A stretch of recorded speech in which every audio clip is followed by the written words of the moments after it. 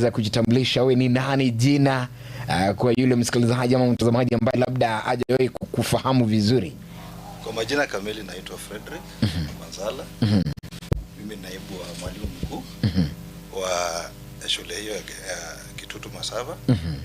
Na nasimamia masuala ya masomo. Elimu. Asante. Karibu sana mwalimu. Madam Amalieta ngakikuru kwa ndake senchira bene na nduche kolengani lieta no mugusita tebya ni ngoseki malitao. Mbia mano mutangazaji. Malieta ne nkuru kunga Jacqueline Kerubosinde. Yes. Dean of Students. SS School yetu college yetu iko Kitutu Masaba Technical and Vocational College. Alright, karibu sana mwalimu Fred Wanjara na madama Jacqueline Osinde ambao tuko nao this morning ama asubuhi ya leo. Ekeranda ke tugukwanira eskuru ya Kitutu Masaba na bukwibulia maswali ya mangi nga eskuru iga ngaibono ega kaligotoka nga yekoba igeye mase nchira bene kabisa. Tuanze kujua kwamba shule hii ya Kitutu Masaba Technical and Training College inapatikana wapi? Okay, shule hii inapatikana Nyamira County. Kitutu Masaba constituency. Na sisi ni jirani wa mheshimiwa wetu Ngoko. Kwa hivyo kama unajua kwa mheshimiwa, sisi ni jirani kabisa. Na ni kama kilomita 2 kutoka highway ya Kisii Keroka ambayo iko karibu sana na barabara ya kwenda Nairobi. Yeah. Asante sana mwalimu, naomba kwamba ukizungumza uwe karibu na kipasa sauti ndipo sauti yako itoke tu watu wasikilizaji wapate kusikia. Kwa hivyo ni kusema kwamba Kitutu Masaba umesema inapatikana pale maeneo ya Mongoni. Yes. Wanda mbeka ange skuru ya asoma tegera lianda ko ulio tamai nyeje kutoka. Okay, yo mategera lyo mwanjo skuru yetu ya Kitutu Masaba Technical and Vocational College. Ekarole nchera Kurubosongo kwenda Keroka. Kerogo ikire birongo ya rugoro. Birongo ya rugoro ogo nchoko koboko kwokobe kwagenda kilomita 2 kwa ike skuru yeito. Ande erangena omweshimi goito engoko no gabwangi birongo ya rugoro oswaye guchime kilomita 2 iga no erega Nyamira County. Pengine tunapoelekea kwanza kuangalia mnafanya nini, kuna yule msikilizaji amefurahia kuona Kitutu Masaba Technical na mkiwa ndani ya studio this morning, kwamba angependa kujua kuna njia atawafikia labda kupitia kwa njia ya simu ama njia yote ile. Yeah, tunapatikana kwa mtandao. Tunaweza patikana kwa Facebook. Kitutu Masaba TVC. Hapo utapata program zetu zote. Pia tuko na namba ya simu 0743 48 0999. Alright. Email yetu ni kitutumasaba@gmail.com. Igono mwanchi muligelinga kertugu kwa na bagani baita se studio bono mambia ikinge nchonkelinga ine skuru yobobundi ya Kitutu Masaba Technical and Vocational College iyo atabire kutoka chinsa muchiri chia birongo ya mungu yago ikabirongo so enchera ya mungoni ange numuchi bumujumbe okitutu Masaba kurukunga nere kurukunga Crive Mbanegi Sairo kero kubanyora sina bayisi binabugu ika uba kirisimi 0743 480999 igona buko banyora sina inoti isano na ibere inye isano na isato inoti kianda wake na mbigo ikirase skuru omanya mange onye kubwata moja bugo join eskuru ya Kitutu Masaba moja kwa moja. Je, Kitutu Masaba Technical and Training College mnapatiana nini, mko na nini, what kind of services, mko na kosi gani mwalimu? Okay, course yetu ambayo tunaita Center of Excellence. Ile serikali imetuequip vizuri ili tushughulikie Wakenya wote, inaitwa refrigeration and air conditioning. Kwa hivyo hii program iko na sehemu nyingi. Kuna ile tunaita industrial. Kwa industries kuna mahali kama hospitali, kampuni ambapo wanataka temperature ziwe chini. Kwa hivyo mahali pale ndio tuna train mafundi kwenda kufanya huko. Inaitwa refrigeration and air conditioning industrial. Alafu tuko na ile option ya magari. Gari pia inahitaji mazingira ile ya temperature, wakati mwingine unataka iende juu, wakati mwingine unataka ikuwe chini kulingana na masaa ya siku. Kama asubuhi kabisa ungependa temperature iwe juu kidogo ndio usikie joto. Naam. Kwa hivyo tuna train mafundi wenye watasaidia kwa economy yetu ku repair systems kama hizo na ku refill gas. Hiyo gas huwa inaisha. Sasa huwa pia one of the service ni kwamba inakuwa refilled, na sisi pia tuna offer hiyo service, tutaizungumzia baadaye. Alafu tuko na ile inaitwa domestic. Yes. Domestic sasa ni zile kwa nyumba pia unataka mazingira mazuri, na kwa hoteli unapoenda kulipia hoteli wanaita 5-star hotel. Unataka ile unasikia temperature ni nzuri.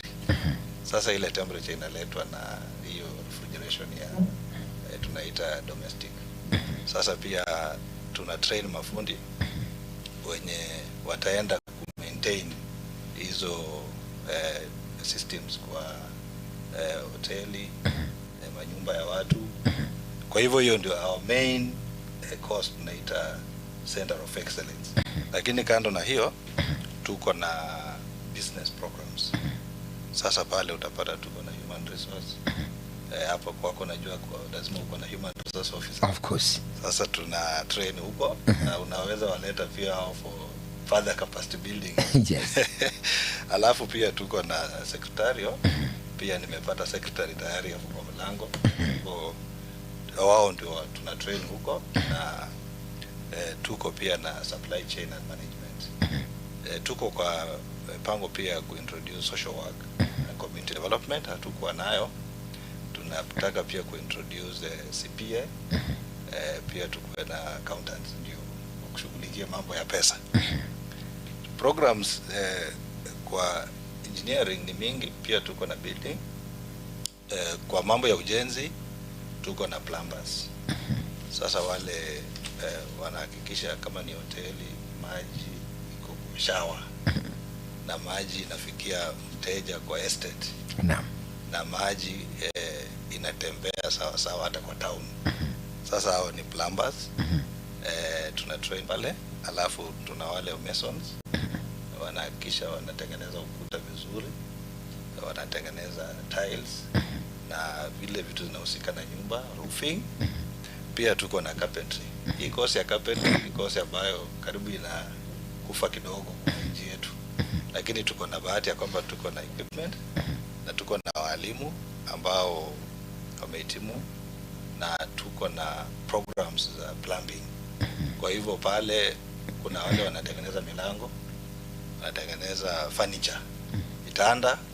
Sasa hiyo ndio carpentry and joinery. Up to roofing ya nyumba pia inatumia mbao. Sasa hiyo bado iko kwa carpentry and joinery. Still kwa hapo kwa building tuko na civil engineering. Sasa hizo barabara unaona kisha wamejenga vizuri, wametengeneza bridges. Sasa hao ndio fundi ambao tunafunza na civil engineering pamoja na land surveyors. Sasa hao wanajifunza kuhakikisha kwamba wanafanya survey ya mashamba. Alafu kwa engineering bado tuko na electrical. Fundi wa stima. Naam. Kwa sababu tuko na hiyo option inaitwa power. Sasa hawa kama mtoto ana maono ya kufanya na Kenya Power na hizi kampuni za stima, pia kufanya power installation na solar installation pia kwa maboma. Sasa hii solar ni biashara mzuri sana. Kwa hivyo tuna train hao mafundi wa kuinstall stima na solar kwa shule yetu. Right, asante sana. Huyo ni mwalimu Frederick Wanshara ambaye pia ni naibu mwalimu mkuu katika masuala ya elimu kule Kitutu Masaba, ama taasisi ya Kitutu Masaba, moja kwa moja akielezea zile dhaharuma ambazo wanapatiana kama chuo kikuu ama taasisi. Madam andake ekeru kwa nero chikosi chunchiri chatigali andake nsemo ya unchiri chichi imbido kebya atigali mo koinana. Ese skuru yaito ya Kitutu Masaba chikosi ne chinga tobwate. Eye omwalimu naibu mkuu atakwana tobwate kosi ya okorosi chituki Fashion, beauty and fashion. chionsi chikoro kunga fashion design naandi twatwara beauty dress, hair dressing and beauty therapy naandi twatwara yende korokunga food and beverage bona kerongo cheresa seke gusinga ngansira se course ya fashion design ekosi ya fashion design igebwate tokorosti anga tia basacha esuti bondo bune yobegete yes twamanya okocha twarosti anga tia baswat chionsi chinde chionsi chiri tia baswat eyanga bune yegambegete twamanya gocha twarosti anga tia abana abamura na abaiseke weta niga bwekera tokoteba nga fashion design yes nkoro storage curtain window curtains choko bekuwa chinyomba kero twarosiri chinyomba twachibeka curtain bia twarosie bitamba bie birogo na twarosia ebintu mbire toko ngatro biro siri gwikaranste korosete kwabekera no na mako igoro goseria support yo mogongo wetani abu twagenda twarosia chibed cover ebitambe ebitoko bekereka twalirege bitanda bito twabekerera kurugore gitanda kyaroroka na smart eyina mangana fashion design akera togocha ase food and beverage iko chire chinsemo ibere endagera tokoria kwanza tubwata bari baturene tibiya se ekosi eyo bakororanga kibabeka ebyungo biri bitakeire byakonyo mubere oh yes so tubwata ndi nabo tokorosi keki ondo bwatenya nenyange nabo tokomoroserie keki nabo tokorosi choice ebintu ebinge bigo korwa se kosi ya food and beverage na nditomenya gosomia ngakie kero kwa rosiri ndagereye ngakibono konyia nakikonye beke mesa ugo konyerege konya goiteka bona bali abana bali ngofunzo bali ngakibako bugori ndagereye gana kibako nyebune kabuya ekero chugekera no no mogeni uri ore kuri gose no hotel kwarenga okora iye otwara obote gokonyeria yenchire kwariga niguna bekora tobote style yokebekire style yebekire packed ne style yekubogoiri yoke kore tobote kwanya kumera matira gwikira eibono nere kusto kufunza abana baito ya food and beverage twabayegeri ngakibako nyaros nakibako nyeruga nandi ngakibako nye preserve mbaka gari umwishe ndagere ndagera alafu asense meina ndento bwate tokoroka nga ya dressing and beauty therapy ya dressing ya seke gusiba no koros cyabaswat ni cyabasacha agusisa ogusisa kinyenche igike kusikia mbiya mono ogusisa kinyenche chipono na chipono kero muswat kiagere kienia karene keraso kuirosi okwerosi kabisa kwerosetie igekororoka na biya yes lakini kero kwanyorera bono monto somete kosi ibiya no nyene style yakera gukunira mutuo wa kumasaji rikegeramba kubasomtore nkyo kumasaji yani no kwa bwata maumifu go stress kwa bwate ka gusibirio mutu bona ga bunanse irense mu yabasaja kera kwa gendo chikuingerwe tuki ke unyarenge nene osibu no eno mutu ikigera abantu abange bari gusibi no eno mutu patikirari yabasaja bona gusibibo na ando batabatu mutu olibu ya no nyobwate stress ya ere kyagera bana bambasomiri no mwalimu obo oyo osomiro manyete mbaka no ene stress yake inkoro stole no ene amaguru abantu abange keronyorirwo gwisibya amaguru bwango kwagenda bona lere kosiye no ene abanafunzi ngosomi bubale ngakiba bakosibi no ene amaguru yabasacha kwikwataliire kwarosire maguru ari nabo kwanda kwanyobeka amacha mururimi amacha yeriberere kwasibu kwebungo gwatimuka togocha sense mo yabaswat etukige katorosi na ande nkongara tole toke nkona chore benke toke nonyetegete ere gatigati seonye mine aina arona chisemi cyabana bali baito tokoba bagenda barosio baminu kuminu nkorororo nko beka bali chikemiko na ande bona bana bekere basomine ke bakobeka chikemiko eji abakobeka chitanyare ko usalie scalp di sanguli omonto nande ensemo yende no nyene mebere yeito nita keirosa obo chenu pueta nite na toko boligereria bono gali abana banko na mwalimu obo baternete nko basomiare ngaki no nyene kero okogenda se oyo chira chikorosibu ngaki okomwaligania ngaki okomobeka biya na ande ngaki okumutanga no ene lisangulia oli okoboko ndi gukunana ndi eliai ebintu mbiroro bakobeka erinde bang'ea bamusibi buya bamokorere gento gekorokunga pedikiwe kibono kerege kudiri nonya ne mafuta kibagwa kalitangani ayatari gosaria lisangulio omonto mpaka omwerio eyibone tokorokanga beauty na basibati abange ntwagite korosiro ene chinjara ntokororokana nga bono chinjara echiga tiaberire chio omonto otanya gwisibia nkorosi buchire chiarorokana bia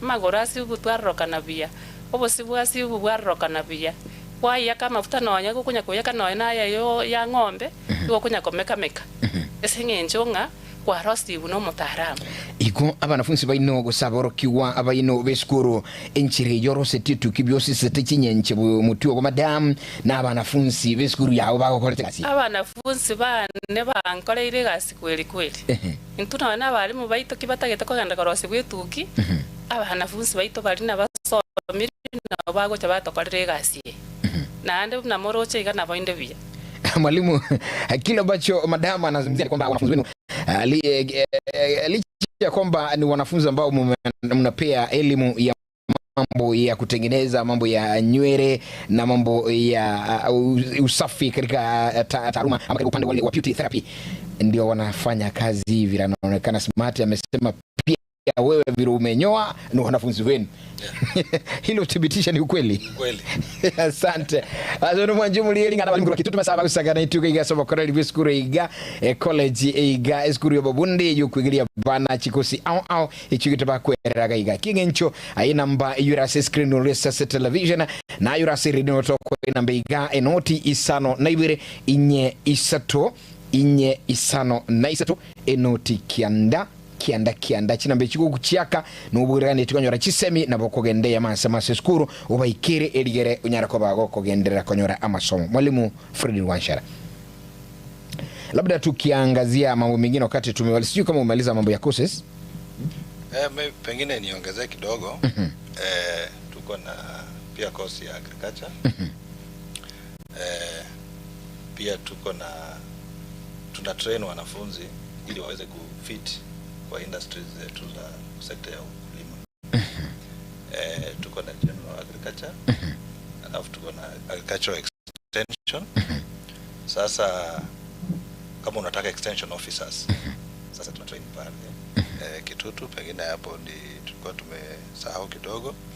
Na kosi ya magari ni kosi ambayo mimi mwenyewe ni expert automotive. Naam. Sasa kama gari lako liko na shida, nataka mechanic. Mechanic wako aina mingi, wale wa kuspray rangi, kuna wa kunyorosha gari inaitwa body, alafu kuna wale wa kufanya general mechanics. Naam, true. Sasa tunawatrain pale kwa viwango vyote. Sasa hiyo ndio area tulikuwa tumesahau kidogo, lakini kwa hivyo mbali na kufunza wanafunzi bale chuoni kwamba masuala ya automotive, mimi mwenyewe nikiwa na gari langu naweza kuja nalo pale, kuna huduma mnapatiana pale? Yes, tuna huduma tunapeana. Huduma kubwa sana saa hizi ni ya kurefill gas ya AC. Na hiyo huduma inapatikana mbali sana kwa eneo hili, pengine Nakuru ama Kisumu, pengine Kisumu.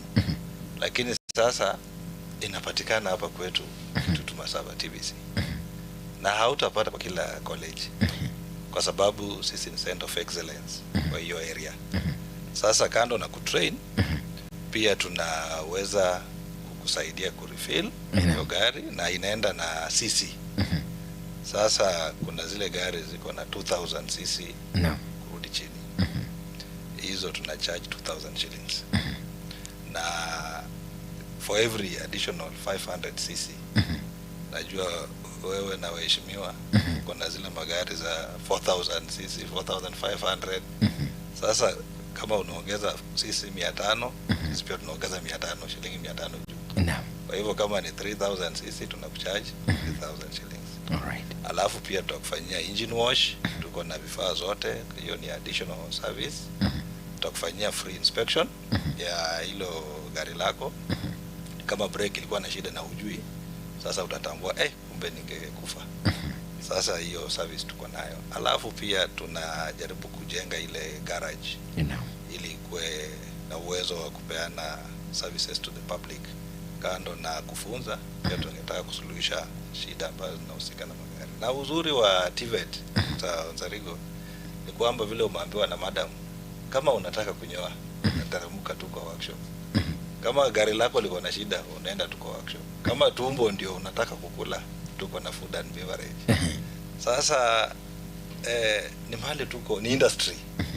Ukitaka advice ya mambo ya finance, tuko na watu ambao wanafanya hiyo course. Kama ni uko na shida na kucommunicate ICT, tuko na ICT. Yeah. Asante sana. Labda hapa pengine tukiangazia mambo ya assessments, kutaini wanafunzi pale chuoni.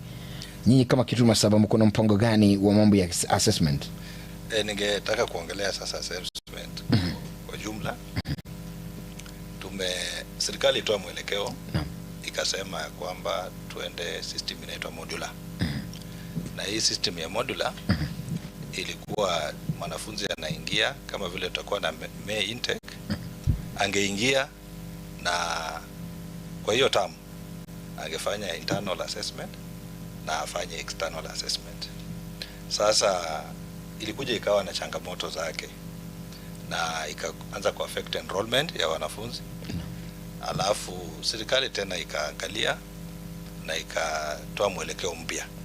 Kwa hivyo sasa kuna mwelekeo mpya kuanzia Mei ya kwamba wanafunzi katika vyuo za TVET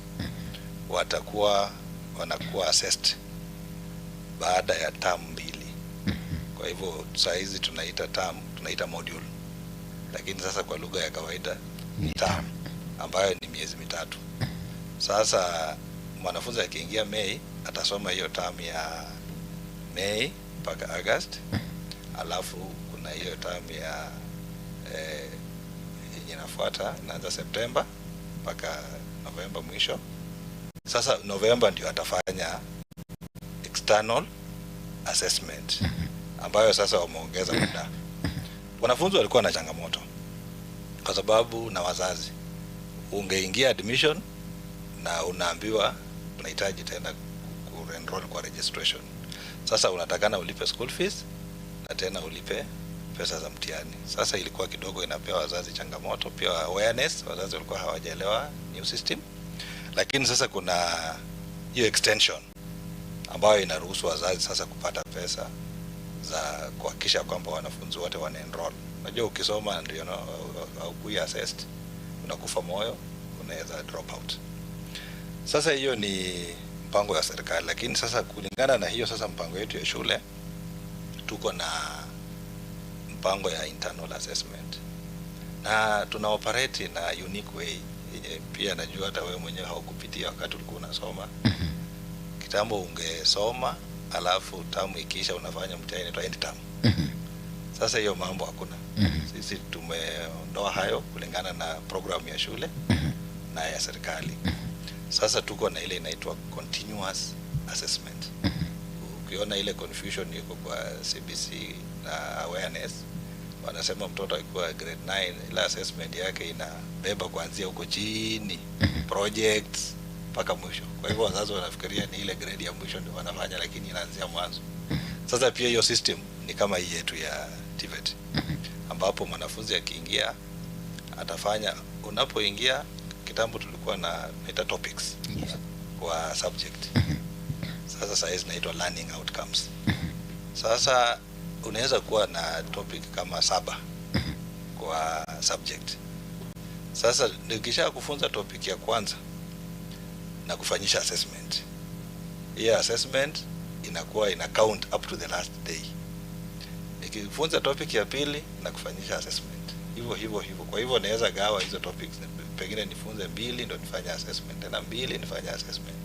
Kwa hivyo unapomaliza muhula nimeshamaliza kufanyia assessment. Kwa hivyo hakuna muda tena umetengwa ati huu ni muda wa assessment wa end. Hakuna end. Sasa training na assessment zinafanywa wakati mmoja.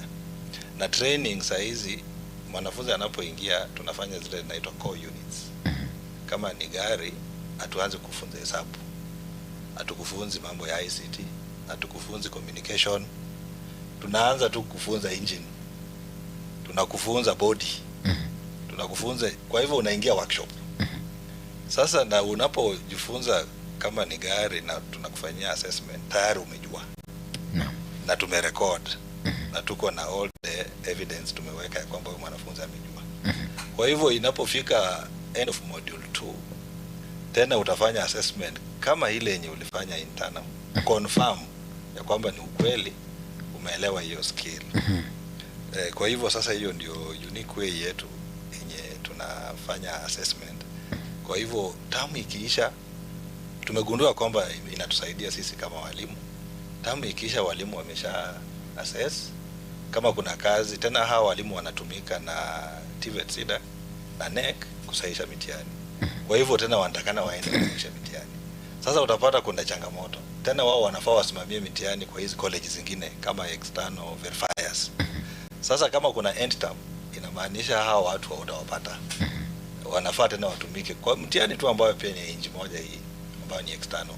Kwa hivyo ndio upate hiyo assessment imefanya vizuri. Hii system yetu imetusaidia sana kuhakikisha kwamba wanafunzi sasa, na enrollment yetu kwa assessment, wale wamekuwa assessed last time imepanda na over 100% kwa sababu ya hizi system ambazo tumetumia. Kwa hivyo tuko na mtihani inaitwa continuous assessment. Kwa lugha nyingine inaitwa formative kwa lugha ya sahihi.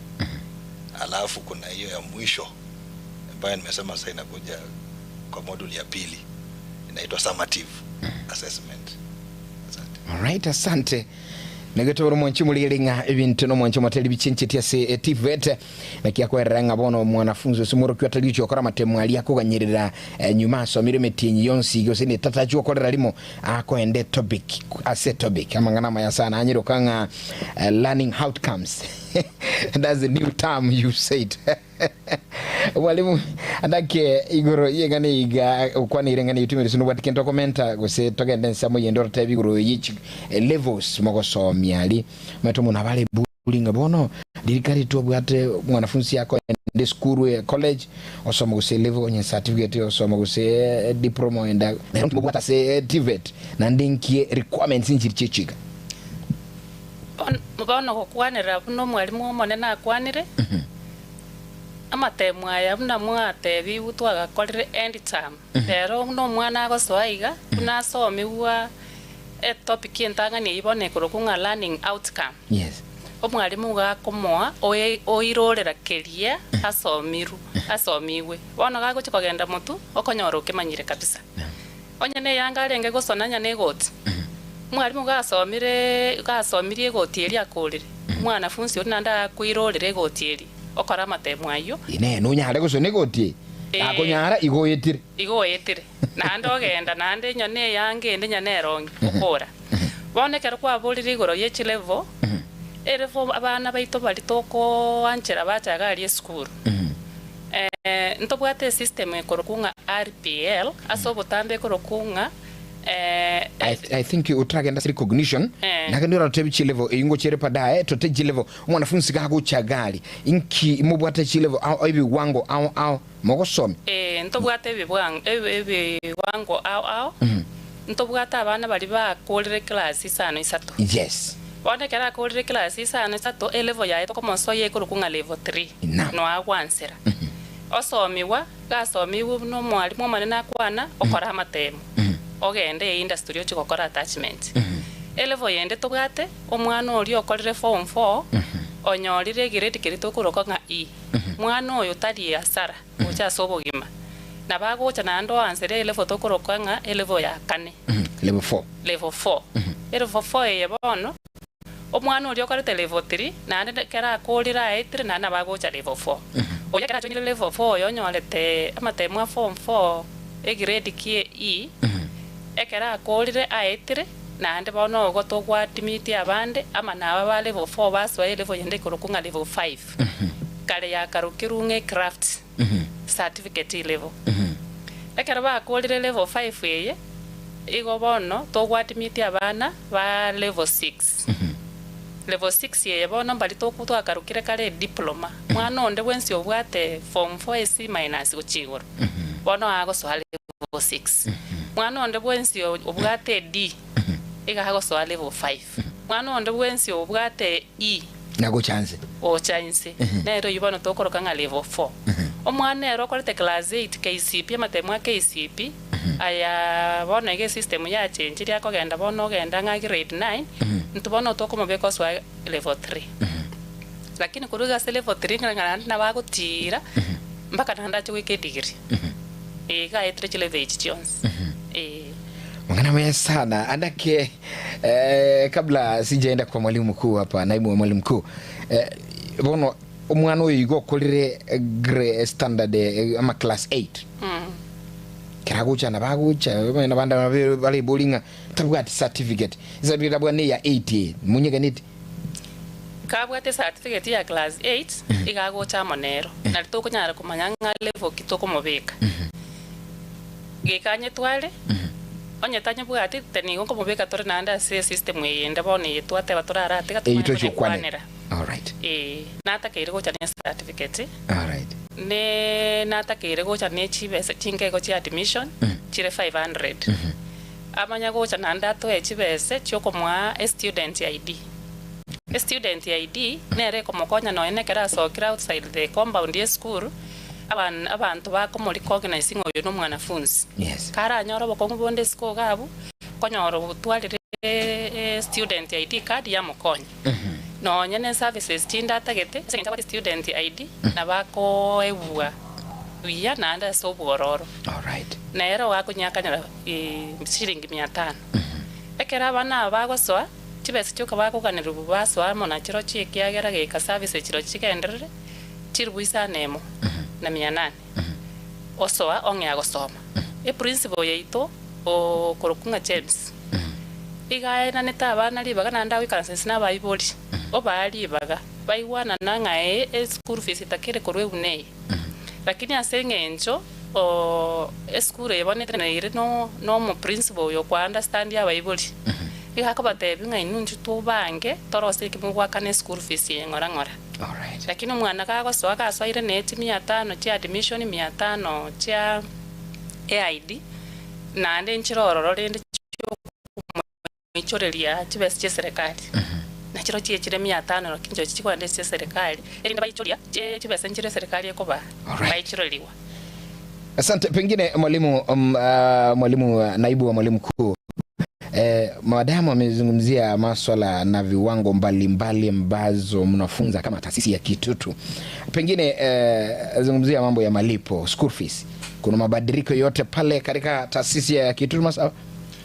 Sio Kitutu Masaba peke yake ama katika TVET? Katika TVET. Naam. Kuna mabadiliko tena ambayo tungependa kuelezea wazazi wetu na wanafunzi. School fees vile ilikuwa inalipwa kulingana na modular. Mwanafunzi alikuwa anafaa alipe 35,000 kwa term ambayo tunaita module. Na pesa hizo zilikuwa zinabeba tuition na pesa za mtihani. Lakini sasa mabadiliko makubwa kwa sababu kulikuwa na pia changamoto ilikuwa inaongeza school fees ya TVET kwa inaenda over 100,000 kwa mwaka. Sasa tena ministry yetu ya education through state department ya TVET na vile inasikiza wazazi na Wakenya wote tena wamefanya mabadiliko ili kuruhusu wanafunzi wengi wajiunge na TVET. Alafu kando na changamoto ingine tulikuwa na hiyo module ilikuwa inaonekana kama ni short course kwa sababu ilikuwa inachukua miezi 3. Sasa tuko na funders kama HELB ambao walikuwa wanaona hiyo short course na wao hawafund short courses. Kwa hivyo wanafunzi wa TVET walikuwa wanahangaika kidogo. Kuanzia 2025 mpaka wa leo. hao wanafunzi ambao walijiunga na TVET wengi wao hawajapata zile fedha za HELB na scholarship. Sasa serikali tena imeangalia na ikafanya review. Sasa tumerudi kwa system ambayo wana charge 67,189. Hii system ilikuwa iko huko nyuma kidogo kwa mwaka. Sasa tumerudi kwa hiyo system, na sasa uzuri ni kwamba fedha hizo, pesa za mtihani ziko ndani. Hiyo ndio tena mabadiliko mengine kubwa. Sasa hiyo pesa tukipiga kwa term ambayo tunaita module inakuwa 22,369. Kwa hivyo mwanafunzi akiingia Mei Kitutu Masaba, ile school fees anatakana alipe ya hiyo term ni shilingi 22,396. Kumaanisha mabadiliko yamerahisisha mambo ya karo. Mabadiliko yamerahisisha mambo ya karo kwa sababu sasa unaona module ilikuwa 35,000 lakini sasa tunaongelea 22,396. Sasa utapata ya kwamba, na tena tumesema ya kwamba assessment imesongeshwa ni term 2 na ile ilikuwa ni term 1. Sasa unaona ilikuwa inaleta uzito kwa mzazi kidogo. Sasa itarahisisha kwa sababu ukishalipa hiyo ya module ya kwanza mwanafunzi atasoma na afanyiwe internal assessment. Sasa next module hiyo ya term inafuata tena, ndio sasa atafanya hiyo mtihani ya pili, ambapo sasa tayari pesa za mtihani zitakuwa zimeshalipwa. Mwalimu amesema ni 22,900 na something kidogo hapo. 390 hapo. Na sita. Madam, ndake serikali nga yibono inumo bwatemero bali yoba konywe serikali government scholarship basa wanafunzi bono ngantira no kwanire mwana ukire gali umorokiwa na bwateli baganda ke liyo konyora hal nebinto binde kura skuru ni skuru ya Kitutu ngakimoko konyo mwana uyo paka bwe sanu ni asemero bali yoba konya kura serikali. Ese skuru ye itobono ya Kitutu Masaba ntobwate emebango ye government yemingi sana yogo konya abana ababwate oboremerwa ego konya kome serikali ego konya ntobwate system ikorokunga government sponsorship yo mwana ga chire chibese nchire nakwanira chitangani mwana kuru 500 igago ichoreriwa serikali yacha ya mwachibesa nechibese chikero ya moire ngutigara chire nande bakachya babuna upkeep mwana uya samenyete onyora chibese cyatekaira inka wakana nonya ne nyumba ugura nonya ne ndagera egento kende serikali egotokonya ne help omwana gachire bona ine intwe skuru ya Kitutu Masaba ntobugate their personal details Jones Pinga iba korwa ngakia baiboli ngakibale ngakyo koremeru kole ngakyo okonyora kole ngo bakonya tole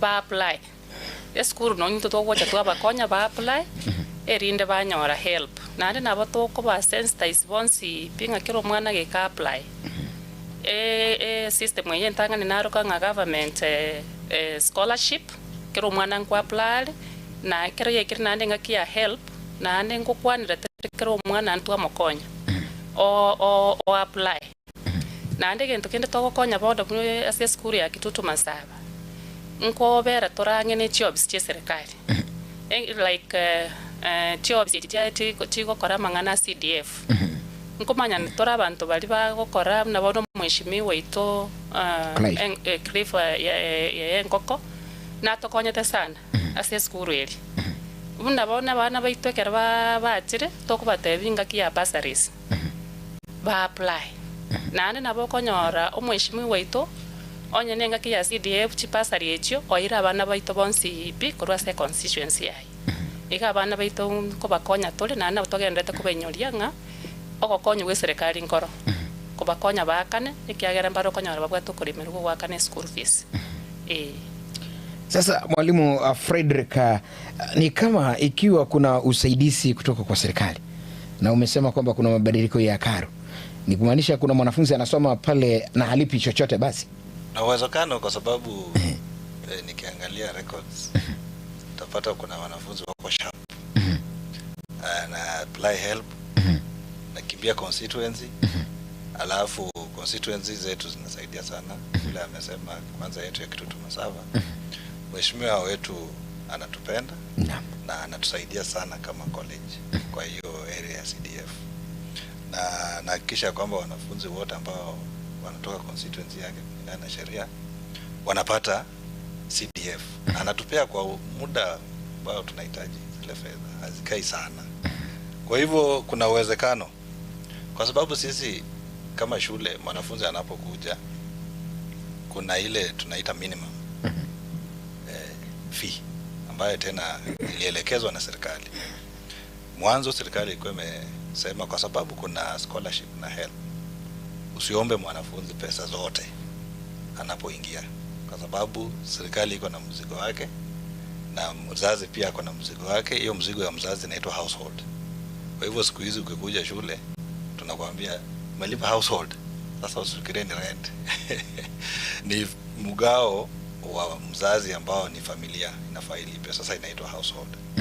Sasa kwa term sisi huwa tuna charge shilingi 5,000.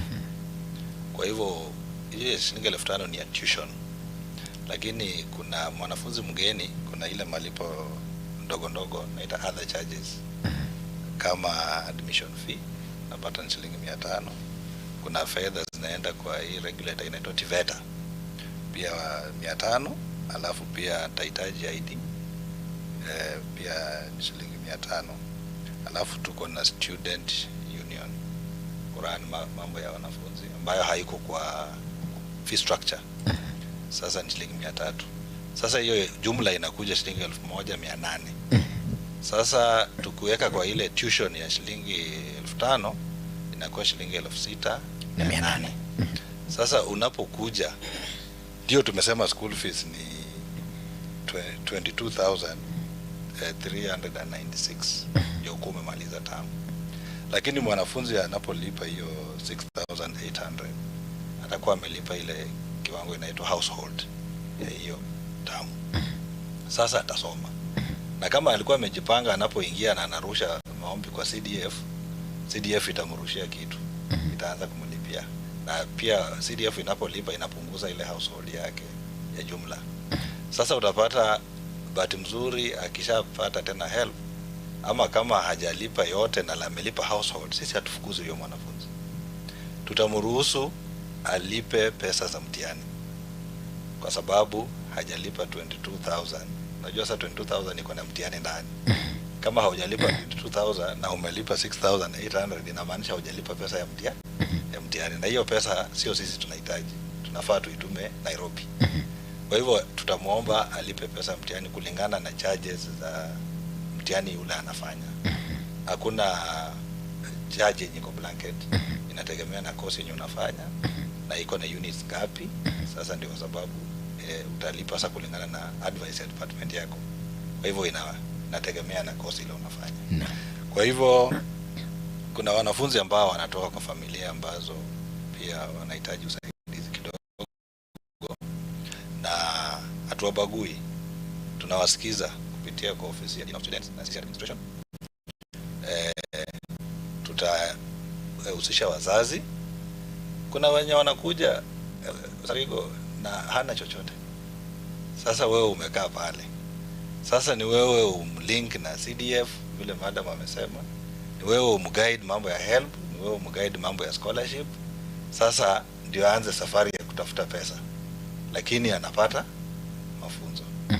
Kwa hivyo tunasikiza wanafunzi wetu sana, na imetusaidia sana ku boost our enrollment, kwa sababu uzuri ni kwamba anapoendelea na masomo pesa zile zinakuja.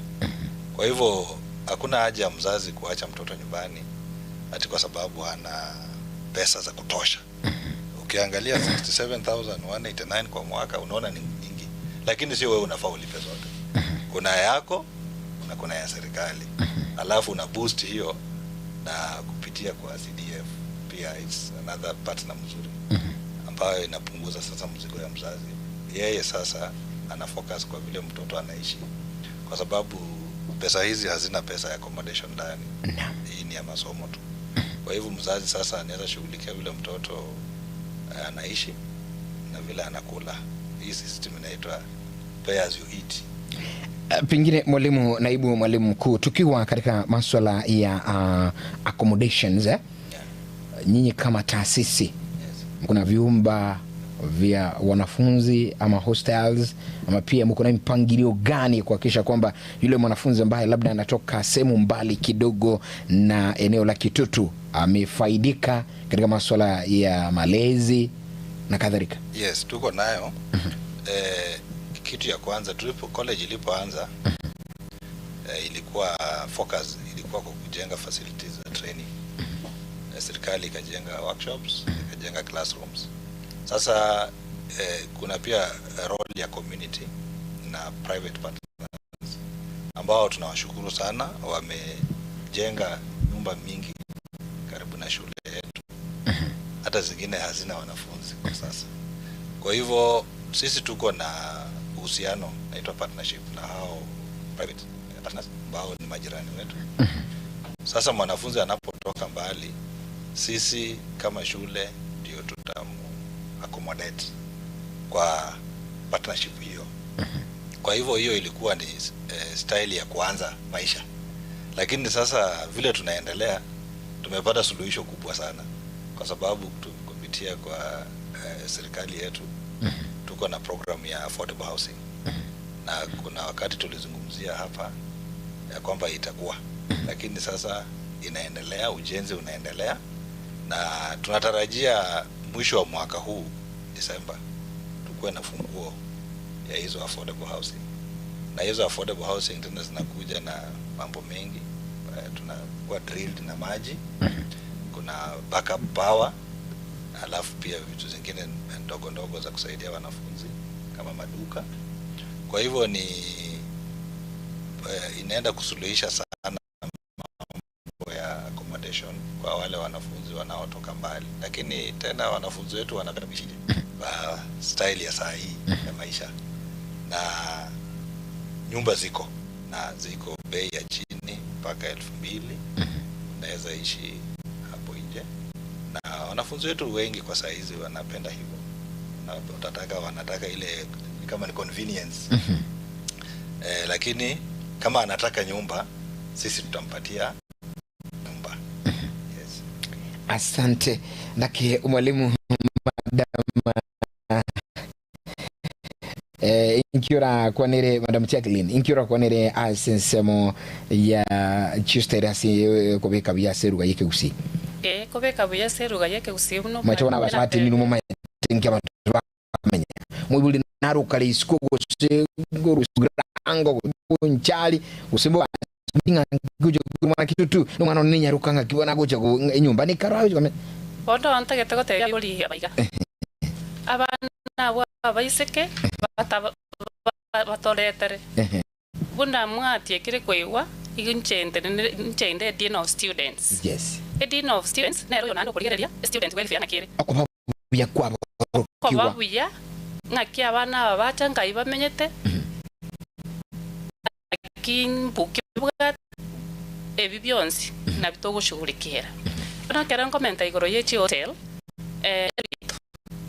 ya kwanire na the private partners nateba baba agachire rentals hostels kind of chire isko ye compound lakini andi chirangi echiboda bande abanga baba agachire twaba kwanire ne school twabekire mikakati nga inataka kwa semoli chi condition chingia onya ne chicho chire chindabu onya na amate mu provide amate onya ne stima nwere na wetani mono security oborendi bwa bana aba bono landlords simba twakwanda mona barabunga chi hostel echi bono tigachi tuchibeke mwana funsi gachire tumatenga toko motoma gochia hostel fulani na malipa ya igara make unomo nene we please bakwana iyo babanza chirubere n'chibese chinke lakini nando borendi borobuya tokwakikisha ng'amate narororo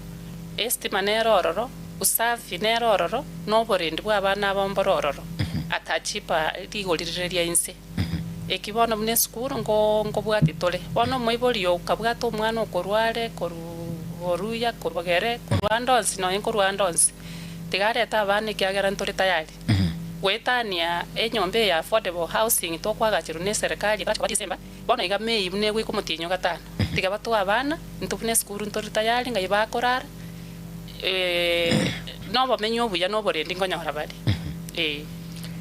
Anaka mwanchu muligerelinga mbono kotonyora asinchira ye embe bono mambia nyuranga Kitutu Masaba Technical and Vocational College na bubali studio usangana Twitter set television na buga sensamili ya gatambo foema kukonera mwalimu naibu mkuu kurunga Frederick Wanshara na bugo dean of student Madam Jacqueline Osinde oba usangana intuga iga subo nsuba nene ujisemi echigachi skuru yobo bundi ya TVET yemo aseyemo andake no liboli gosora kandi kusangara barabu kuigurandeze namba ya nesimi aiga se studio obakiri oakisimi ndakenga yogotonyora kurugo igura mangarama ya Kitutu Masaba ye kwachire skuru umwana ogole nkukoleta mateme intake mbako ganiti nubwate kendo ganiti kujiko soma nubwate liboli unyolenga china bachi studio chire 0741583878 nabo igensabali ende 0726473667 nubwate libaga liogораto kwanera okwaniaba alimu abayiga abigana aborokia abachire babwatu manyobo nene nanda sinchu yokwene kinga amasomo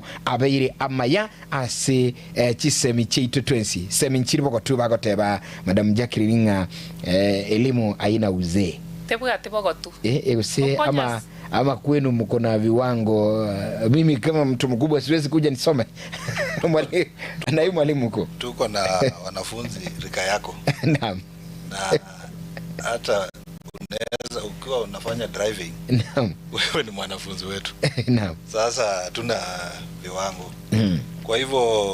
kwa hiyo area tuko na program inaitwa RPL kwa jumla inaitwa recognition of prior learning hii program ni mpya na wazazi wengi hawajaelewa na umma kwa jumla lakini kuna changamoto ilikuwa ya certificates Kenya yetu unapotafuta kazi unapotafuta contract na shirika la serikali ama shirika lolote ndio pia wajue ya kwamba wanalipa yule afisa na wajue kiwango gani watakuweka lazima ukue umehitimu na uko na certificate.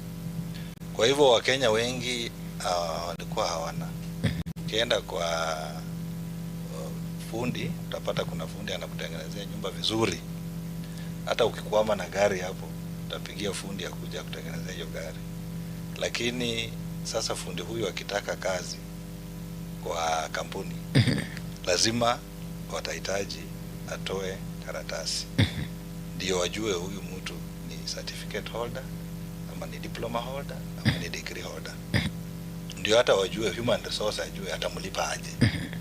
Na hata kama ni auditor anaangalia ulilipa huyu mtu pesa, lazima aone ulilipa mtu mwenye anafaa. Kwa hivyo kulikuwa na ukosefu wa certificates na serikali kupitia kwa maombi ya Wakenya ikatengeneza mfumo inaitwa RPL. Sasa hii si training. Kuna wale wanasema hasa mimi mzee tena nirudi kwa darasa itakuwa ngumu. Sasa urudishe darasa. Naweza kuwa kuna hata kwa hii area yenu ya mass media. Kuna wale ambao wamejua kufanya kazi yao studio. Lakini sasa wakati mwingine BBC inakuhitaji na una karatasi. Sasa wanakuuliza wewe ni holder of what? Sasa kidogo unanyamaza. Lakini sasa kupitia kwa RPL utatuma maombi ya kufanyiwa hiyo assessment. Ukituma maombi kwetu sisi tutapokea, alafu tutakuengage kwa ile inaitwa counseling. Counseling ni kujaribu kujua kiwango yako, kwa sababu umesema mimi naweza fanya hii, naweza fanya hii. Sasa tuko na kitu inaitwa curriculum. Tunaangalia ile mambo unafanya inatoshana na kiwango gani. Sasa ni expert anakufanyia counseling. Kama ni mambo ya automotive unakuwa na expert wa automotive. Kama ni fashion and design uko na fashion designer ambaye ni expert. Sasa yeye atakuassess na angalie ile tunaitwa portfolio of evidence. kama ni fundi wa nguo, si tutaangalia zile nguo umekuwa ukitengeneza. Kama ni contractor and after contract, kuna zile wanakuuliza zinaitwa previous works. Sasa pia wewe tutajaribu kuangalia ile kazi umefanya huko nyuma ni gani, na utatuonyesha zile vitu umefanya, ile milestone umekuwa nayo kwa industry, ndio sasa ukajiita ukasema mimi niko na hizo skills. Kwa hivyo unapofanywa assessment itapatikana una belong kwa level fulani. Kwa hivyo kama uko kwa hiyo level, sasa tutakufanyia assessment ya hiyo level, kama tu vile tunafanyia assessment hao wengine. Sasa kama ni studio, tutakuja tukufanyia assessment kwa studio, ama kama tuko na uwezo wa kufanyia hiyo assessment shuleni, pia tutakufanyia huko. Na kama ni fundi wa carpenter, ako na workshop, sasa tunaweza mfanyia assessment kwa workshop ama tufanyie kwa shule, ili at the convenience of the candidate. Sasa tukisha kufanyia assessment hiyo, sasa ni process naongelea. Sasa next, kama utapatikana ya kwamba uko na uwezo vile ulikuwa umesema, tutatuma jina yako kwa TVET SIDAC, ambayo ni body inasimamia assessment, for certification. Sasa utapewa ile certificate kama umehitimu, umeonyesha kwamba uko na hiyo skills uko umesema. Lakini iwapo hautakuwa umeprove kulingana na assessment ulifanyiwa, kapatikana ya kwamba kuna sehemu kidogo haujatosha, utafanyiwa training kidogo, utapewa nafasi ya kujifunza ile kitu ambayo haukuwa umepata. Sasa hiyo si utakui train kila kitu, ni ile area ambayo haukuhitimu, ili tunapokufanyia certification ukuwe ni kama mtu ambayo ni holder wa hiyo kiwango, na ukienda huko nje hautatofautishwa ya kwamba wewe ulienda through normal training ama huyu ameenda through RPL. Mnakuwa sawa na mwanafunzi yote yule. Yes. Kwa sababu gani? Tumerecognize. Unaona inaitwa recognition. Yes. Tumebuild kwa ile block ulikuwa nayo ukikuja. Wewe ulisema mimi ni fundi wa nyumba. Na unaweza jenga nyumba kweli. Umejenga magorofa hiki si yote. Kwa hivyo sisi kama umeapply level 5 kama sasa ya certificate ama ya diploma level 6, sisi tutakufanyia assessment ya hiyo diploma.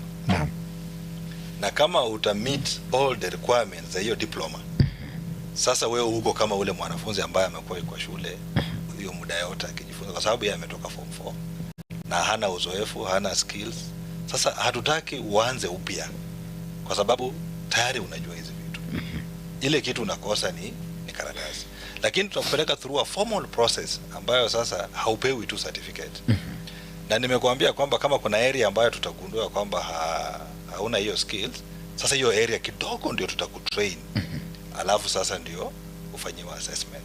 Na hizi certificates ni sawa. Ya RPL haiandikwi ati huyu mtu ni RPL na huyu mwingine sio, hapana. Certificate ni sawa, na kwa sababu njia yenye mmefuata ndio tofauti, lakini mmekutana kwa assessment. Yeah. Asante kidogo. Kuna wengi ambao wanatuandikia katika rafa na vile vile katika mtandao wa ukurasa kitabu Facebook, wanasema mengi, wanatizama na pia kufuatilia mpango asubuhi. Anake Madam Jacqueline Okwanere recognition bra learning akiga somuruki kigusi nkieke mentango chingurengane igabia nkiega moko korase recognition bra learning. Ora abategereria abanjwa ase recognition ya prior learning. Nkonyororo mwana o chire skuru lakini tachiete kogenderera. Wano iki next nkorwa.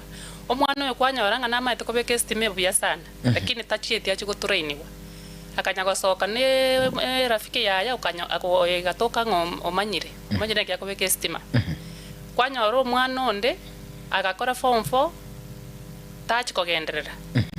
Akagenda se umuntu ari gusona iga talent akarigereria akanyora ngaki umuntu ya gusona chianga akaira na akanya gusona chianga akanyora ubumanyi akanyora obumanyi naende akang'ea gosona chianga akagenda akanya kubwatia abantu bakwagacha akanyora omanyire kwagacha bokini rende bono stoikeira ase system ebona iga omwana oyo nabwate certificate atakenga nguchiare gotenendera gusine nyomba ya serikali gekasa bwe certificate intu bono igotokova services mpaka so mwanafunzi oyale negete tokoligereria ekyo mwalimu omokonyi omonene obo we school ne chi evidence aya niko irokole no mofundi kosonore chianga inkige kwaro kinga kosonore chianga bono togocha mpaka sore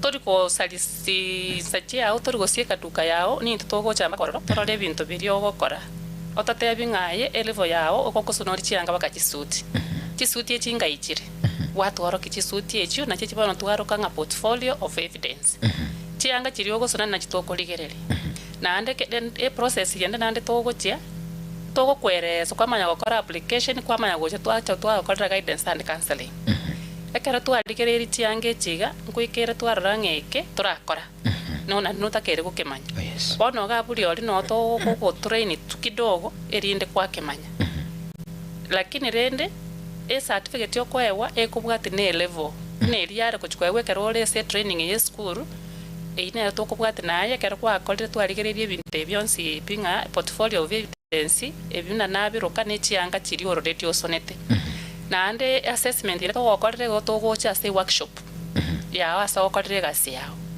twaligererie nkyo okora gwagekora practically ngosonore chianga chi suit kabisa nyeso nango so once korwa sogo chake yange wakoranya body measurements wapime customer na onye talenge customer na bokuligirene no muntu kwa mupima oyo expert karabona kwanira fashion design expert no ate na inakuligirene kigwakora body measurements yo gopime yanga ororanga kigwakora ngaikwasirira kidogo onot akara wakorire gopima ngaki yokobekerere getambe kemesa iguru kwabekerere getamba emesa iguru fashion design expert naligerete ngaki kwale ye getambe kemesa iguru ngaki kwangya konacha baka kwanacha wakora ngaki wakilini machine ya wakora ngaki kwangya gusona kintene inorora buna one expert naligereria egwaso nabaka kwande treskat naro reskat yekena nere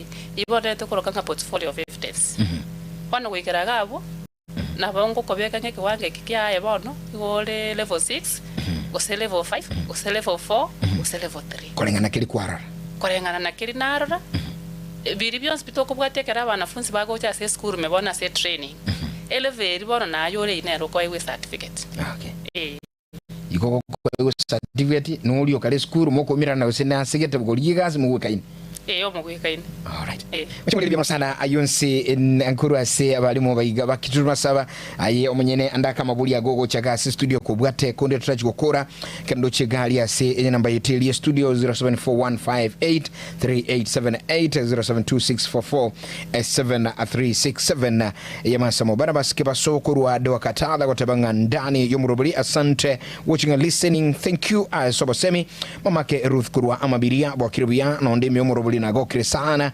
Charles Lwanga mwalimu kuruchi samuchirichia Kenyerere basement no alimu yomurubuli Benjamin Benjago tabanga Kurwa achinsemo chiria chia matururu anasema pia yuko ndani Jones Nyandika kurwa chinsemo chia Kemira Sigona listening etuan yagatembe na kituma sabasentu sana bantu babombe ta nyangina na wakoteba igo miyomono sana sente kigima wingi ambao wameandika katika upande ule wa Facebook na arafa zenu nkoligelia sensemelia ujumbe nduchega iga agotebanga na ayetingu shikero kwa wantu wake simina bugwaka kuguru kuibarara agotebaga kurwa nyango gebo nchali riboli liaye ni iraba na tigirete kirasi gya isano nemo nkosi ki ndaimukie driving school nereo riboli ni swali anasema ikiwa liachia darasa la 6 je ange atachukua kosi gani na ikiwa mko na ile shule ya mafunzo ya uendezaji na bakobuli go access libuli ayo agote molin maencha kurua nyangoso agote benga good morning on sarigo watching na go kirisani skuru yo hostels nkolengimwa kwa ndirale kubulinga chinyumba chi hostel mubwate iyo ndio agote banga kuna watu wanapenda mambo ya lishe bora. Anasema kuna feeding program kwenu ama mwanafunzi akikuja ni kuchitetea mwinyo lia bantunga. Mkumbushe msikilizaji kwamba ni taasisi, ni chuo kikuu. Pia anauliza chuo ya feeding program kama mko na malisho pale shuleni. Eloga Tembe Onsarigo uliza mwalimu ikiwa wanafanya mambo ya plumbing ni kama alitupata late, lakini mwalimu alikuwa amezungumzia. Asante. Watching and listening Kevin Onsomu Amkurir nikiwa ata Amkurir nikiwa asante sana, shukrani sana Kurir. Naona kwamba anasema pia ako ndani kwa mpigo zaidi. 0741583878 0726447367 nabo wakisimiribuliria go keronga nitikuira na sabalimu kidogo labda kuchangamkia masuala ambayo yamezungumziwa na msikilizaji na mtazamaji. Mwalimu Bwana Frederick, asante sana. Tunashukuru sana wasikilizaji wetu kwa kufuatilia program hii na kutuuliza maswali kwa sababu tuko hapa. Naam. Pengine nitaanza na yule amesema alisema hakumaliza class 8. Alifika darasa la 6. Sasa huyu anaweza fanya ile tunaita short courses. Naam. Tuko na short courses kwa computer. Anaweza fanya hiyo, iko open. Haitaki kama umefanya form 4 gani, kwa sababu utapewa skills na tutakupea certificate ambayo ni ya Kitutu Masaba na utaweza kufanya kazi kwa nje na utatambulika. Alafu driving ameulizia, tuko na driving. Kwa hivyo yeye ana qualify. Driving huwa inataka ukue Mkenya na ukue na ID. Kwa sababu ndio ukue registered kama driver, lazima utakuwa uko na kitambulisho. Kwa hivyo ni kitambulisho anahitaji. Na driving tuko nayo, tuna charge shilingi 9,000 shillings kwa training. Hiyo ni pesa ya training. Sasa pesa ya NTSA na mambo mengine hiyo atalipa wakati wa assessment kwa NTSA. Lakini kwa shule atalipa shilingi 9,000 peke yake, itakuwa imetosha kwa mwanafunzi huyo kupata license. Na kuna mwenye amesema feeding program. Kitambo wakati wako wa kusoma ulikuwa na wanafunzi anakuja shule na anasoma akilishwa kwa dining hall. Na vile mambo inabadilika, nasikia watu wanasema sasa sisi ni Gen Z na tuko kwa era tofauti. Sasa kukawa na ile kutoridhika na zile services kwa sababu wametoka high school, tena ni kama umewaleta high school nyingine ambayo wanafaa wakuje kule wakati umepimwa, ile chakula imepikwa kwa jumla, wengine wanasema si tamu. Sasa wakawa tena wako na changamoto. Sasa serikali nayo pia huwa inasikiza, kwa sababu huwa inasikiza watu wake. Waka separate tuition na mambo ya nyumba na kukula. Sasa inaitwa pay as you eat. Umeelewa hiyo sasa?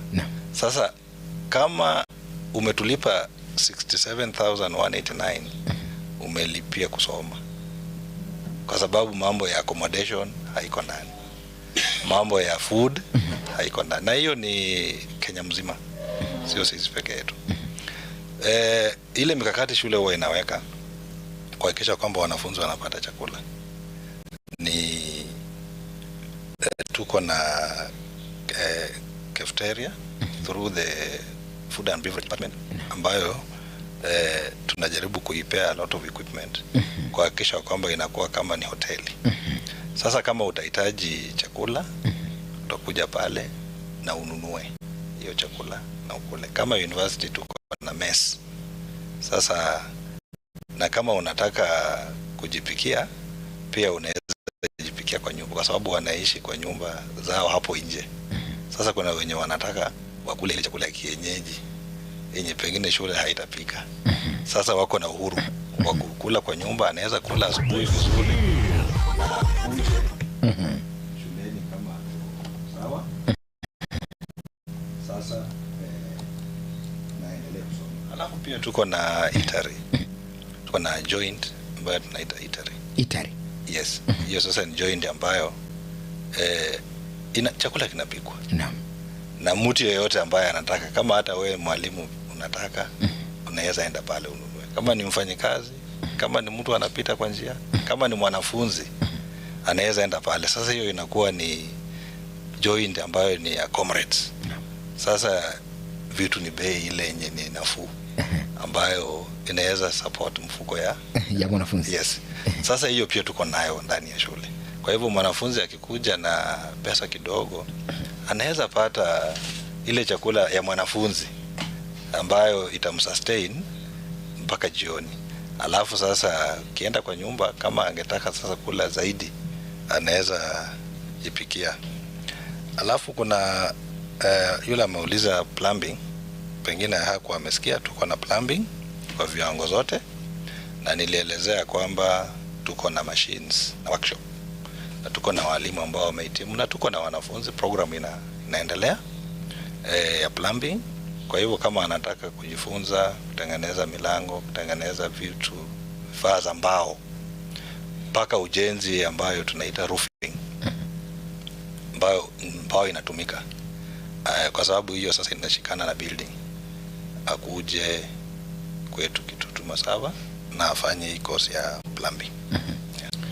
Shukrani sana. Pengine labda kidogo tukiachana na naibu mwalimu mkuu bwana Frederick Wanshara, turanase mwalimu madam Jacqueline Usinde alise skuru yino ya Kitutu nindo chiri swali rindiriko chagaiga mubwate bintu binde ngwanchira muraboro kyo bibwatene samangana yichigo soli ko curricular activities skuru ino yose mwanafunzi naro kotabanga skuru ili arabo nonda ndonje nibwate talent y'umupira, nibwate talent yo gotera, ninganchete inumu bwate chiseme cha skuru ino una edino student nande binte inayo kuligire libona tobye bwate binge mono nande twachirare unabona chusi ntwarenge pondo timogetia wanafunzi tukaira pondo mba kolete gasiengia sports no tore nande togo train kabisa abana baito bosingo participate bali ntobwatanye drama kwanya koro moteli umuyako okokore binte bya byonsi ngosomi tole hiyo maneno ya binte byo kwigiza byonsi ntobibwate onye nenga kia music kero monto ne talent ya clubs ichonsi binto chibwate na ande tuachire na baba kwanda bakora bya kabisa baka twagenderera gochimoto eye recent bano twachire toga perform buya ne twachite pondo Technical Institute. Igoto bibwate mangana sports tunyabwate amangana drama tunyabwate ko curricular activities tuchibwate tandengo kolitole bia muneta keira. Naona ishara kwamba naibu mwalimu mkuu hakuna jambo labda hakuzungumzia katika masuala hayo ya mambo na co-curricular activities. Maybe kuongezea tu yale madam amesema ni kwamba sisi ni regional champions wa mpira ya wasichana ya miguu, inaitwa Soka Ladies. Sisi unajua region yetu inaanzia Kisii hadi Siaya.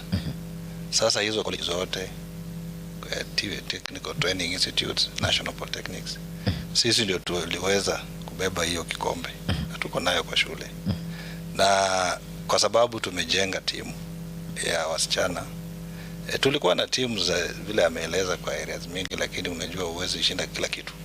Sasa hiyo ya wasichana sisi ndio regional champions.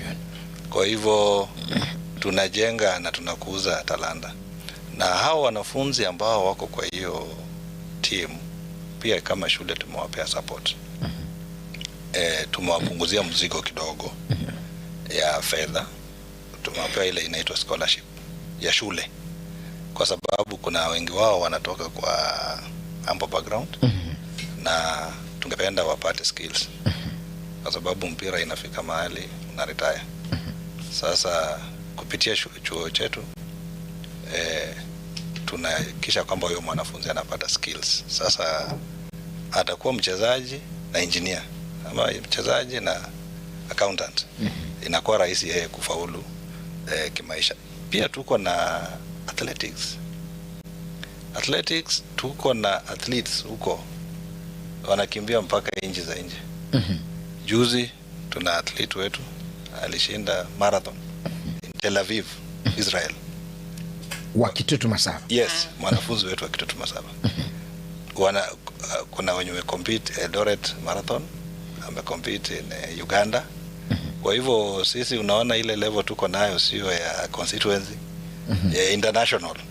Kwa hivyo mambo ya michezo tuko juu sana kwa chuo chetu cha Kitutu Masaba, na tunataka kuwa a force to reckon.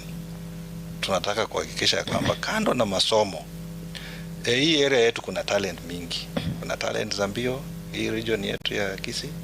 Tuko na talent za mpira, drama, vitu zote hizo tutahakikisha kwamba tuna incorporate kwa training ili mwanafunzi akikuja anapata zote. Ndio. Thomas Onkendi kurwa chinsamo chia tabaka, shukran sana kutabanga mbia mono sana msarigo ba mboleli ine umwanafunzi gujani muibuli okoleta banafunzi wetani babiri batatu kendenkera kirane bakumuligirira wakoro no muibuli. Kama huyu ni mzazi labda pengine hakuna watoto wanafunzi zaidi ya wawili, nauliza akileta Kitutu Masaba kuna scholarship, kuna nini labda? Ni swali lake huyu msikilizaji kutoka maeneo ya Tabaka. Nafikiri hilo mtalizungumzia na pengine mbona kotonyoru mwanchi muligirali kero guyete Kitutu Masaba Technical and Vocational College bara se studio ngoko nyoli namba yabo ayura se radio ngana bobono ayo muibuli oganditi kuyiro mwana se skuru ye naboko ba Krisimi 0743480999 enoti isano naibire inye isatu inye isano na isate noti kianda maragatatu namba indere noti isano ibere isano na isatu ibere inye kianda enoti isano namo isano na isatu nishina bichigo chiakanga waikira college ya Kitutu Masaba Technical and Vocational College yamo asayamo. Pengine labda hilo swali. Yeah. Tuko na ombi tulipeana kwa umma. Tukasema kwanza kwamba kama uko na wanafunzi kama unaweza tusaidia sisi kupata wanafunzi, tunatafuta. Tuko na target tumejipea ya 1000 email. Kwa hivyo wewe kama Onsarigo, kama uko na wanafunzi ambao wanataka kupata skills na utuletee, kwa kila mwanafunzi unatupatia sisi tunakujenga na shilingi 500 ile appreciation ya, kwa sababu tunajua pia wewe umetumia airtime kuwatafuta, umekuwa na nia nzuri ya kutusaidia kama shule na ukatulink hata ukakuja. Kwa hivyo ukitupea wanafunzi 10, so unajua huko tu pia wewe na kitu mzuri. Kwa hivyo kuna hiyo secondment ambayo tunaomba umma itusaidie. Hii shule itakapokuwa kubwa, sisi wote tutafaidika, including the constituency and the country at large. Kwa hivyo tumepea pia umma. Mtu mwingine utasema na mjatuhusisha. Kwa hivyo sisi tutoa notice na tukaomba umma, tukawaambia mtusaidie boost enrollment yetu. Kwa hivyo kama uko na mwanafunzi unaweza ukasecond, tutaweza pia kuappreciate na shilingi 500 kwa kila mwanafunzi ambaye anakuja. Na hiyo tu ni kwa sababu tunaassume mwanafunzi analipa admission fee shilingi 500. Sasa shule ni kama haitapata chochote. Naam. Sasa tumekupea hiyo pesa. Alafu ameuliza kama wako na wanafunzi 2 ama 3. Mwanzo nilisema sisi tunasikiza wazazi. Na kama mzazi yako na mzigo mzito, tutamsikiza na tutamruhusu alipe pesa kwa installment. Pole pole. Mpangilio kama huo huko. Hata kuna mwenye analeta mtoto na nakwambia niko na shilingi 2000. Lakini niko na mpango wa kulipa tena 2,000 mwisho wa mwezi. Amkatai. Hatukatai. Kwa sababu unajua tuko kwa economy ya kidogo. Sasa tunakubali alipe hivyo kidogo. Kwa sababu anaweza kuwa ni ukweli ako na mzigo na hataweza kupata hizo pesa kwa mara moja. Kwa hivyo tunaruhusu, kwa sababu na wazazi wetu ni wazuri. Wale ambao wanakuja na mpango kama hiyo huwa eventually wanalipa. Na hiyo program imetusaidia kwa sababu sasa wale wanafunzi ambao wanatoka kwa familia ambazo hawajiwezi sana pia wanakuwa shuleni bila ya kukosa kupata ile skills. Na aliulizia scholarship. Shule yetu ni ndogo na ndio tunajaribu kujenga mikakati ya kuwa na fedha ambazo tunaweza kuwa pia tuna support. Kwa hivyo kama kuna any scholarship tumelimit kwa area kama talent. Sasa wewe umekuja, wewe ndio unaweza kimbia uende Israel. Sasa unaona wewe uko tofauti na wanafunzi wengine, na tungependa ukue na sisi. Sasa tunaweza sikiza mambo yako tukasema sasa wewe tunaweza kupea scholarship. Lakini sasa kama hauna uwezo kama huo wenye Mungu alikupea, sasa itabidi pengine ulipe kidogo, ndio option tumekupatia ili tusifukuze mwanafunzi wako. Pengine tunapo karibia kumaliza tuingie kwa madama Jacqueline Mirobe kimogotwara, which plans do you have gukora mangana kuno student follow-ups mwana moroki wakorera kurugali Kitutu Masaba une skuru ya nchete aboroki wana ande bwate maslahi gusia simu ibuli kubwate muro mwanafunzi okujifunza kwa metoro ngayiago genda mubwate nchira moko connections. Ese skuru ya itobuna Kitutu Masaba nkobwate tore sana banafunzi baitekera bakorere skuru ngayibagenda ekara mwagraduate ngayimwache mwirana nande street mwange akoni chingeni para gose mwange akori machikondo mogondo kone gente getangania ese skuru ya ito ntobwate WhatsApp group asitobegeta banafunzi baito bonsi ipi ekara bagraduate nko akatore simi twabori mwanafunzi oyo ngayaberete lakini nande batarakora nkoenda bale attachment asiba kwenda bakora mentorship asti industry factory nonya ni igaiga nabo konyora tunyondiri twabwate kosi kogenda namanganaya twakubulira ngabona twanchiro yo ngocha tole twabwate kare twachire kwasese mwanafunzi oyo ngiya gokora orio moterine todo tebi ngo mwanafunzi oyo no muya bono ngocha tole twa connect twa network ne chi industry chi factory bune chi amachani nabo wakesi bikwateba ntobwato mwanafunzi itege go graduate tito mobekere gabo nera nyore bitoki byai ngobwate tole ntori gotiga iko labda mwalimu Wanshara swala hilo la student follow-ups unajua wengi kuna wala wanalichukulia kama jambo la muhimu zaidi kuhakikisha kwamba mmefuatilia mwanafunzi anapomaliza katika taasisi yenu. Je, ako wapi? Kupitia kwa ofisi ya ILO Industrial Liaison Officer na Career Services Office, tuko na mpango ambayo ni directive kutoka kwa serikali kwamba college ifanye hiyo follow up, inaitwa tracer study. Kwa hivyo ujue huyu mwanafunzi yako Getembe TV, huyu wako KPLC, huyu wako nyumbani. So ni role ya shule pia kufuatilia uptake of programs. Kwa hivyo uptake of skills pia ni research yenye nchi inafanya kuhakikisha kwamba iwapo tuna train watu, hawa watu wanaingia kwa uchumi ama hawaingii. Kwa hivyo sasa ni sisi tunafanya hizo follow ups kuhakikisha kwamba graduates wetu wanaelekea wapi. Yes. Biamuno mwencho muligeli no motegera lindo chinga kichigo tunyoraga kigima singincho ya engana togera gusanga naye bono mambia iga studio wali mukuru wa skuru ya Kitutu Masaba Technical Education College wana Madam Jacqueline na usinde na bayigo mwalimu Frederick Wanshara uyoro mukonyi bo mwalimu monene bo skuru eyo ikaroba tuerira mangana mange kigima kubwatikana ni chiseme ya namona se intake ya May yu genderete skuru iga yamo aseyamo anake.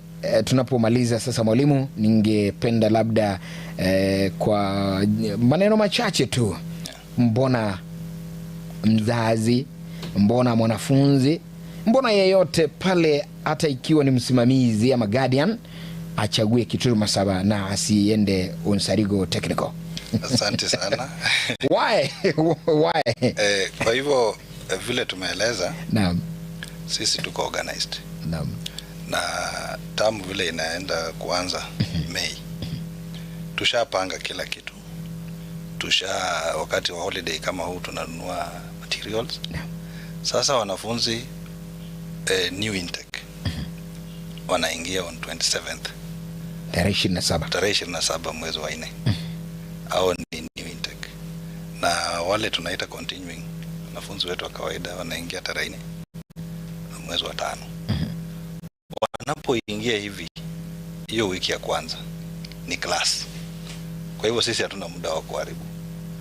unapotopea mwanafunzi na unalipa school fees, tunahakikisha kwamba anapata value for your money. Exactly. Kuna zile college vile umesema zina kama Nzarigo College. Mwanafunzi ataingia na kumaliza 3 weeks preparation kabla hajakutana na mwalimu. Lakini sasa sisi kulingana na mipangilio yetu week 1 ikiisha kama mwanafunzi hajakutana na mwanafunzi na mwalimu, hiyo ni hatia kubwa. Na tunafuatilia kama management, tunafanya weekly analysis ya kuhakikisha walimu na wanafunzi. Kwa hivyo hapo ni kuhakikisha kwamba training inafanyika vile serikali imepanga na kulingana na matarajio ya mzazi. Mzazi mwanafunzi anataka apate skills. Kwa hivyo sisi tunahakikisha kwamba our core mandate ambayo ni training inaanza week 1. Kwa hivyo walimu wanajipanga, shule inajipanga, sisi wenye tunangoja mwanafunzi. Kwa hivyo 27 mwanafunzi akishakuja na tarehe 5 tarehe 4 sisi tunaanza kazi yetu. And then another reason ni location yetu. Sisi tuko very accessible kutoka kwa highway. Hata kama unatoka sehemu yote utatu access kwa urahisi kwa sababu tuko only 2 kilometers from the highway. Na mazingira yetu pia kama umekuwa pale tuko kwa mlima kidogo. Unasikia ile fresh air. Mandhari ni safi. Na wale wamekuwa Mongoni wanajua hiyo area hiyo iko na mandhari safi, na hata ukitembea nje kidogo unasikia ni kama wale wametoka kwa moon. Wame experience a different environment. Tumejaribu kusuluhisha changamoto zile tumekuwa nazo wanafunzi walikuwa wanapata, kwa sababu tunaambia sasa mzazi tuko tayari atupatie mwanafunzi. Tulikuwa na challenge ya accommodation. Tulikuwa tunategemea only private partners. Lakini tuko sasa na affordable housing program ambayo tunashukuru sana serikali yetu kupitia kwa mbunge Honorable Clive ametusaidia kupata program ya affordable housing na inaendelea. Kwa hivyo tunatarajia kwamba mambo na accommodation hiyo tutaweka full stop, itakuwa changamoto. Alafu wakati mwingine kuna stima kuenda na kurudi. Hiyo sasa ni kwa sababu ya general penye tuko kwa nje ina affect pia training in institutions. Lakini sasa tuko na solarization. Tuko na program ambapo sasa tuna install solar college mzima. Sasa sisi kama stima imepotea tutakuwa tunajua. Sisi tunaendelea na training. Tunaendelea na programs kulingana na ile masaa serikali imesema watu wafanye kazi. Na wanafunzi wanaendelea kupata skills. Kwa sababu training yetu inategemea sana stima. Na kuna machines, workshops ambazo zinategemea lazima stima ikuwe ndio kazi iendelee. Kwa hivyo tunafanya solarization. Alafu pia tumebahatika wakati mwingine wanafunzi wetu wanapenda mambo ya ICT na online. Wanataka wa access internet. Tulikuwa na internet ambayo haikuwa na strength sana. Lakini sasa tumepata tena suluhisho kubwa. Tuko na connection to the digital superhighway. Hiyo pia ni mpango ya serikali kupitia Ministry of ICT. So Ministry of ICT imepata na Ministry of Education ku connect institutions. Sasa sisi we are one of the beneficiaries. Sasa pale kwetu ukiingia ni wewe, data ni free. Hata majirani watakuwa na browse kwa nyumba zao. Alright. Alafu kwa ICT tena tuko na Jitume Lab. Hii Jitume Lab kando na wewe kuja kufanya course ya plumbing, pia utaenda kujifunza kufanya kazi online kwa mtandao. Kuna sites ambazo watu wanataka wafanye projects, wako ng'ambo, wako nchi zingine. Kupitia hii program ya Jitume, na tuko na computers karibu zaidi ya 100, tunapeana skills to the public. Kando hata na wanafunzi wetu, ile workshop unatakana ukuje ufunzwe how to do online programs na ufanye kutumia hiyo internet ambayo tumewekewa na Ministry of ICT. Kwa hivyo wana ile mandhari ya training. Alafu kuna courses kama hizi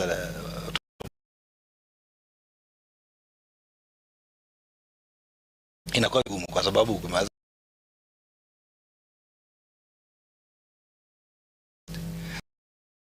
iko na already na wanafunzi na inaendelea.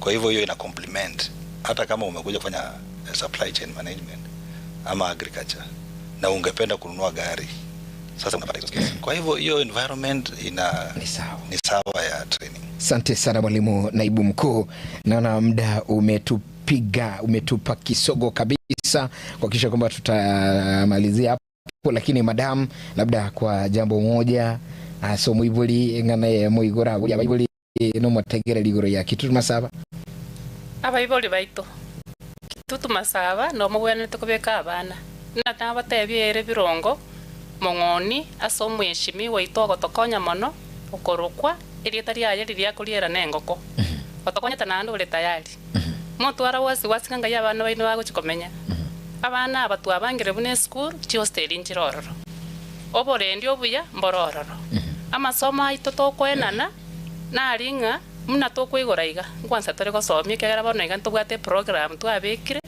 ntori gosalinga kintu bwatinga kitogosalia egento kenente tokwanira nya tobwatie school fees yonsi twatwara wasi school yetene ire no principal yaito igawe kanasa no mwibori mwabangana kiwaka na ngora aya kobwate chiribuisano nemo na 800 ninchuo oreto omwana nande toibori kanga yago chikomenya ogwikororo bori office ye dean of students akworo kingo omwana oyo orware hostel kiakoreki akogenda ntori tayari n'abarimu tobwate n'abarimu bari qualified mbia man ne dean Jacqueline Usinde oyo gokwana magaiga mama watoto mbia mano. Labda tumemalizia hapo, lakini pengine mwalimu mkuu bwana James Barale na timu yote, staff yote wanasikiliza jambo moja bwana naibu mkuu kwao. Tumalize, muda umeisha. Nataka kushukuru sana principal wangu Mr. James Nyakundi kwa kuhakikisha kwamba tunafika studio na tunaeleza mambo haya ya Kitutu Masaba. Pia naibu mwalimu kwa rafiki yako Richard Kirongo na walimu wote na wanafunzi, na washukuru sana kufuatilia show hii, na tunaambia wazazi mtupatie wanafunzi. Asante. All right. Basuru mwanchu muligereri no mwanchu mategereri mbiye mono sana gwikiraga gutwara ingena Kitutu Masaba Technical Vocational College. Naibu mwalimu mkuu bwana Frederick Wanshara, Dean of Student Madam Jacqueline Usinde batoira mangara mange ekiagogia tiire nkiringa yo mwenyene chora libaga kumnyokonyora masomo na Kitutu Masaba gwikechiga gichinde. Bye bye for now. Asomoro etu anotokolera gagu kwa niaba ya bonso wetu bwatana na matido bye wa mwakonkorogo matundura Wilfreda ngono mmoja anajulikana kama Eugene Bonsi Kigima no musbatio moga igo kurunga yunuke atuti timu ngima watebanga bye bye nchinguru kwa Geoffrey Nsarigo. Bye bye for now. God bless you so much. Have a lovely morning.